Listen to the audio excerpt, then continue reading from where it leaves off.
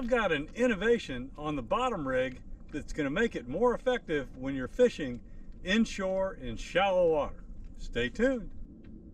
The two favorite rigs for fishing with bait inshore in salt water are a Carolina rig and the traditional bottom rig.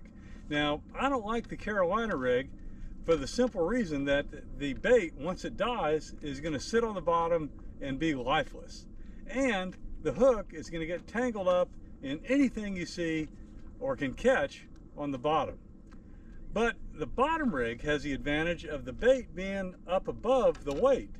But now the problem here is that if you're using live bait, once it expires, it's going to sink to the bottom as well.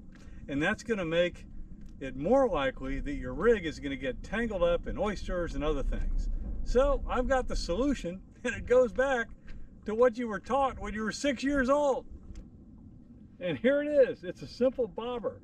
Exactly what you learned to fish with when you were 6 years old. So check out this bottom rig. Now, without the bobber, the bait's going to sink to the bottom, but with the bobber, the bait's going to stay floating up above, and your line is less likely to get tangled up in oysters and things like that that's going to cut up your rig. Now, I've been fishing this all summer, and my experience is that it doesn't spook the fish at all. And in fact, I may have something on this rod right here. Yep, I got a red on. I'm using a bobber. Well, let's get this guy in and I'll show you the proof.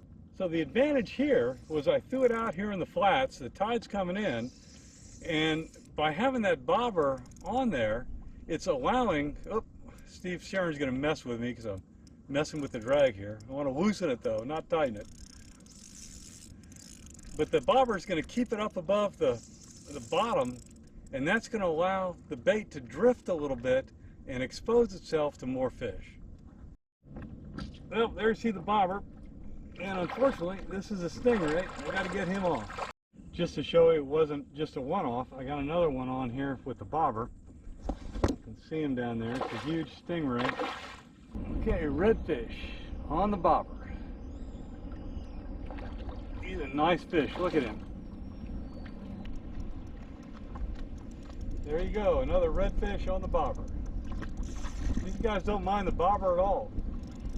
So there's the ultimate proof that the bobber technique on the bottom rig works. The fish don't seem to mind it, and it keeps everything up and free from the oysters and the obstructions on the bottom of the marsh. I think this technique's a winner. I'm going to use it from here on out. I think I've proven its worth. What's your perspective? Throw your comments down below. Thanks.